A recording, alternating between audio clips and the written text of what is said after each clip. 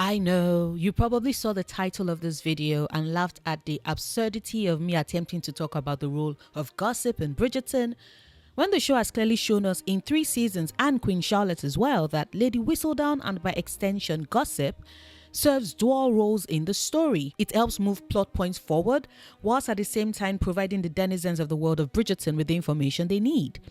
But because I spend an inordinate amount of time watching this show and thinking about it, I stumbled on the realization of the true role that gossip plays within the show. Gossip in Bridgerton is all about identity. And as I explore what I mean by this further in this video, be sure to grab yourself something to drink and settle in for the ride. Oh, and let me know in the comments after we are done if you agree or disagree with me. As someone who spent quite a large amount of time talking about my love for Penelope Featherington, I'm not blind or ignorant to the fact that a lot of people quite frankly can't stand her. Since she was revealed as Lady Whistledown at the end of season 1, shortly after the whole issue with Marina was revealed to the whole town to read about, which then led to her expulsion from society, a lot of viewers have disliked Penelope at the very least and hated her at most. Because to them, she did the absolute most unforgiving thing possible. She gossiped.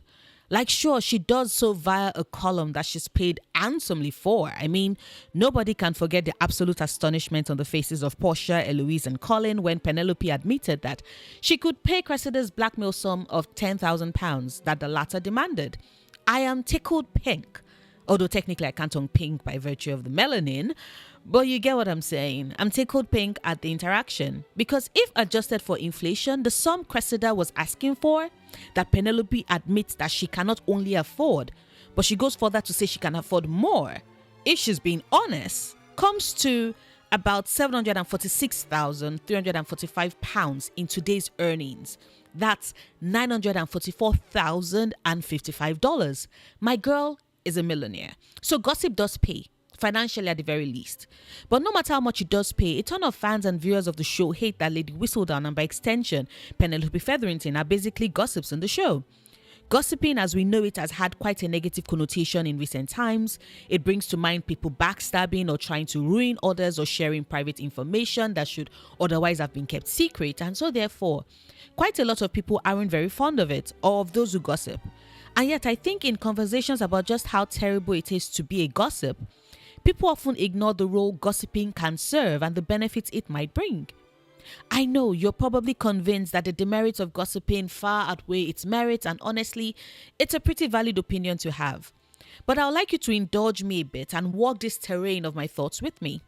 Megan Robbins, a psychologist at the University of California, Riverside, who conducted a study and wrote about it for the Association for Psychological Science, says this about her study's findings on gossip's impact on our well-being. You don't want to be known as an immoral person generally or someone to be avoided. Gossip can keep people in check, knowing that it's possible that people will talk about you, and the potentially negative gossip can lead to a bad reputation. It serves a prosocial function that way. The other way that it can serve as a prosocial function is by teaching people what people consider to be right and wrong forms of behavior. So even if the gossip isn't about you, you're learning what people think is really bad or really good behavior. And to be honest, I think she has a pretty valid point. And we see this reflected in the show and its characters, especially how they relate to or interact with Lady Whistledown and the power she holds over their society and behaviors. But I'd like to take it a step further and say that in Bridgerton, gossip is also about identity, revealing it, castigating it, changing it, elevating it, demoting it. Let's start with Nigel Berbrooke, who most viewers consider a loathsome toad. The minute he attempted to force himself on Daphne and then had the unmitigated gall to attempt to blackmail her into marrying him so she wouldn't be ruined. Until of course Violet, with a passing comment from Queen Charlotte, realized that she and her daughter weren't as powerless as they initially thought, and with the help of a gossipy maid acquired information about Nigel's true nature and proceeded to, in the words of Violet, do what women do, talk about it until it reaches Lady Whistledown, who then proceeds to publish this new juicy bit of gossip that reveals Nigel as the rapist, child abandoning grade A AO that he is.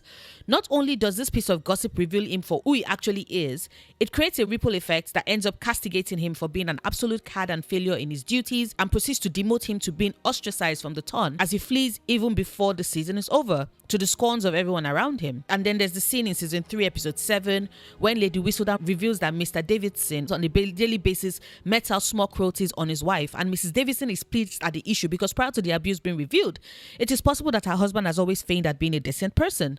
And then with the mention in the column, just as with Nigel, he now has to deal with the scorn of their old society who see him for exactly who he is and how he treats those physically weaker than he is, and thus castigates and demotes his status in their eyes.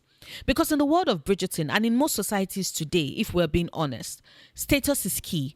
And a loss of status is a pretty devastating blow. And this applies to those we think are deserving of it and those who aren't. And that includes Miss Marina Thompson, or as we know her now, Lady Marina Crane.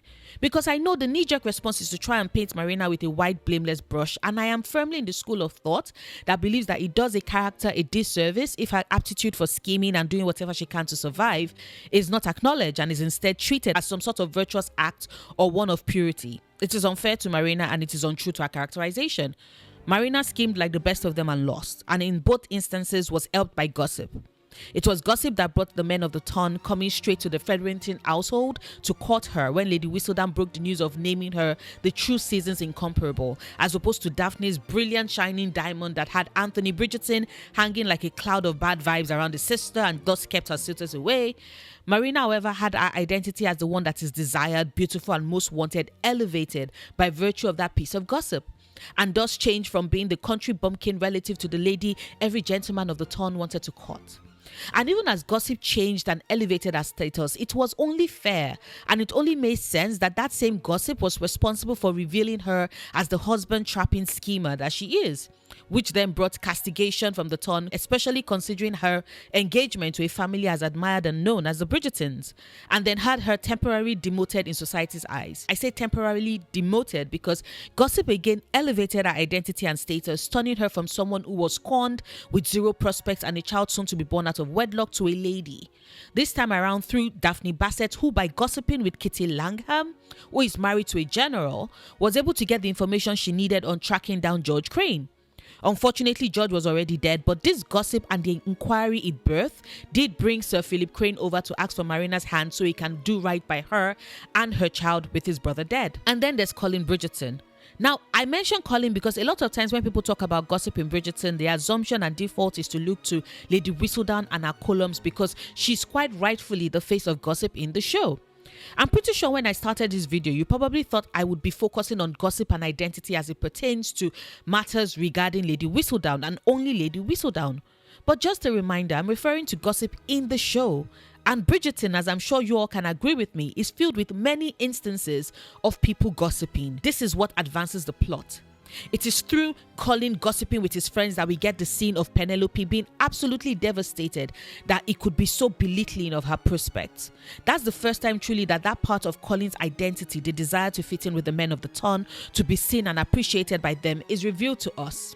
But even as that part of his identity is shown to us, the scenes of Colin basically relaying and sharing the juicy bits of his travels when he returns to the town in season 3 can be in one breath considered just travel talks, but at the same time also considered him gossiping, further cementing the change of him as our third season lead from his previous identity as a sort of loner that is often attached to his brother's side or keeping his mother company to becoming elevated to the position of life of the party.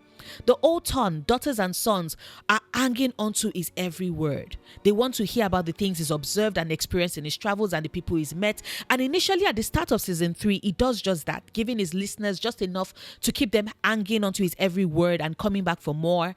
And we can assume that he does it so well because that's the only logical reason why the next thing the men of the town wanted to hear from him were more explicit details of his sexual exploits. No more fade to black tellings, meaning that what he had shared previously wasn't quite enough.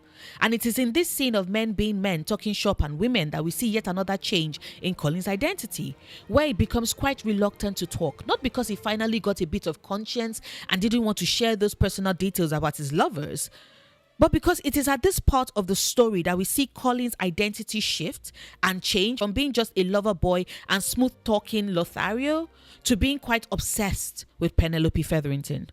But away from Colin to Eloise Bridgerton, for whom gossip plays a crucial role of identity as well. It is gossip via Lady Whistledown that revealed her identity to the rest of the ton as not just someone who had ideas different from them, but whose ideas steered more into radical territory.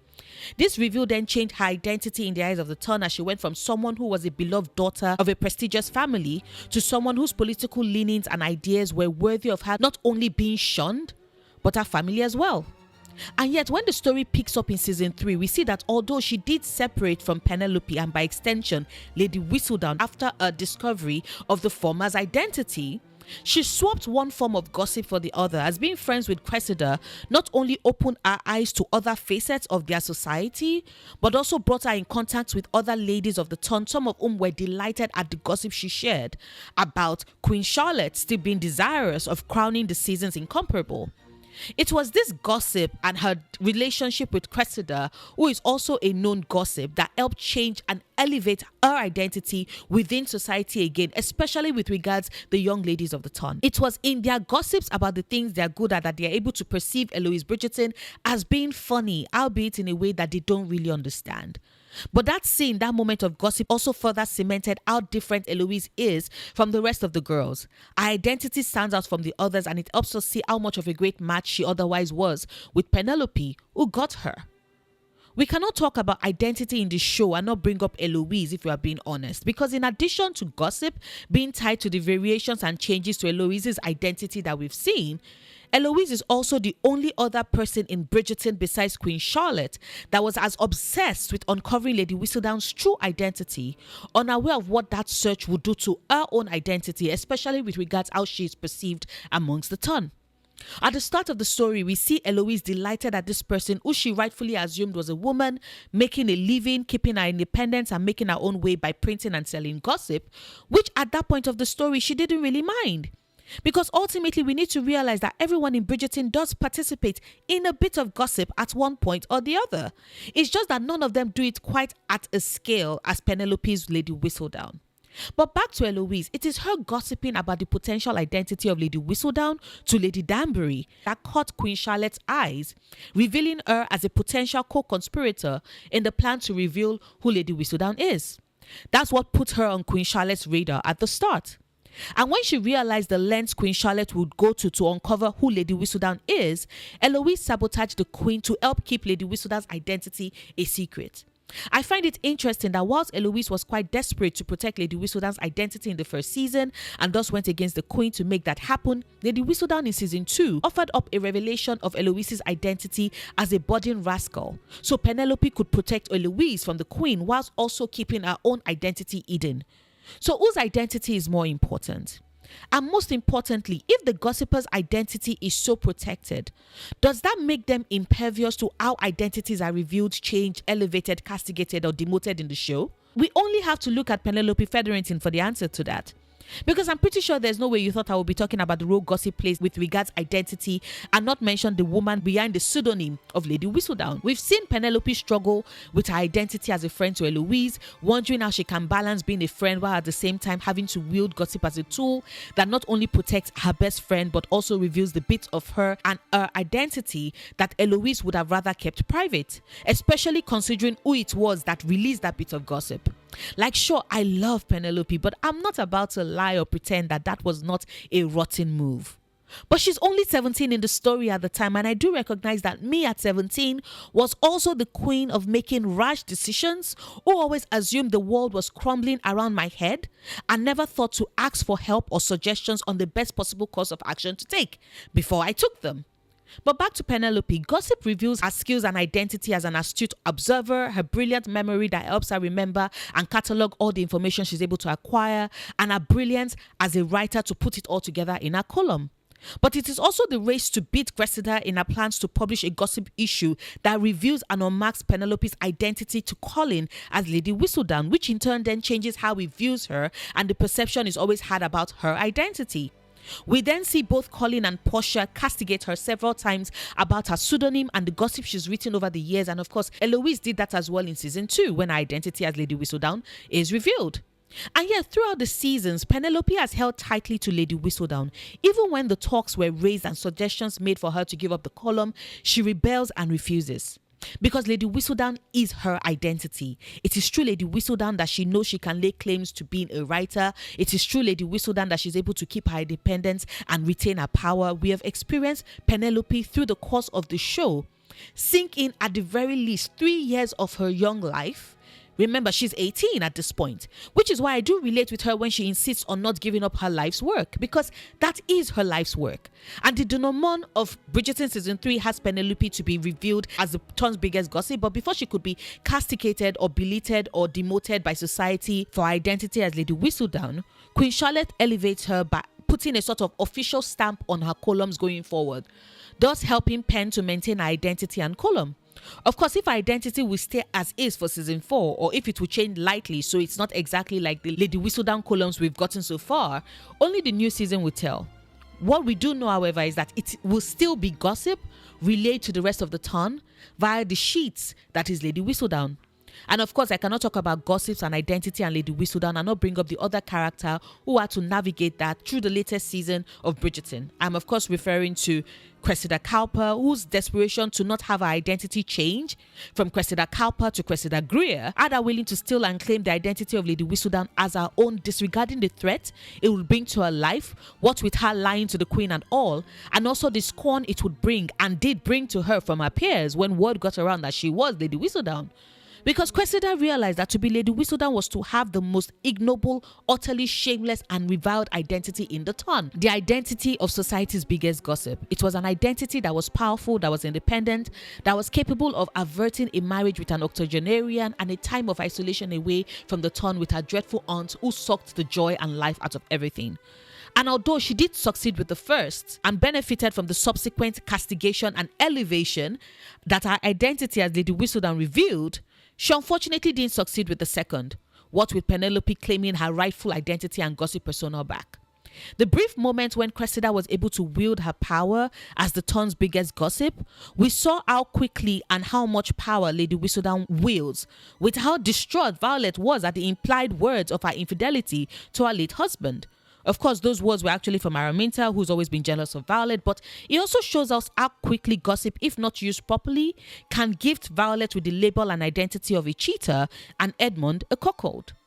Fortunately, that isn't the case, and the minute the true Lady Whistledown's column was shared, everything was restored to the way it was. Secrets were revealed, honor was restored, and Lady Whistledown's identity as the town's source of truth and gossip was upheld. So tell me, do you agree with me? Did you enjoy this video? Let me know in the comments. I would definitely love to hear your thoughts. I never thought I would make a rambling video about the role of gossip in Bridgerton, but here I am, and I had a ton of fun making it too. So yes, if you enjoyed this video, do consider liking it, share it whether or not you agree with what I have to say. It all helps grow my channel and is incredibly supportive of my content. Speaking of support, a huge thank you to my patrons. You all make the content I make possible, and I wouldn't be here without you. Thank you truly.